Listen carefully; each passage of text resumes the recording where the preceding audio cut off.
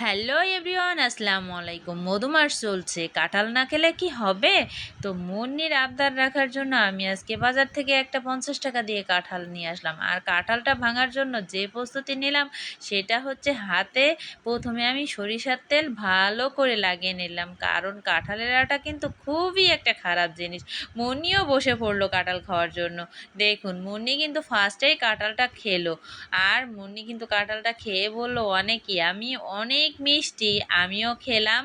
আমরা বাসায় কিন্তু কাঁঠাল মুড়ি খেতে খুবই ভালোবাসি, কিন্তু আজকে আর কাঁঠাল মুড়িটা খাবো না, জাস্ট খালি কাঁঠালটাই খাবো। আর যাই হোক, কাঁঠালের কোষগুলোও অনেক খেতেই সুস্বাদু।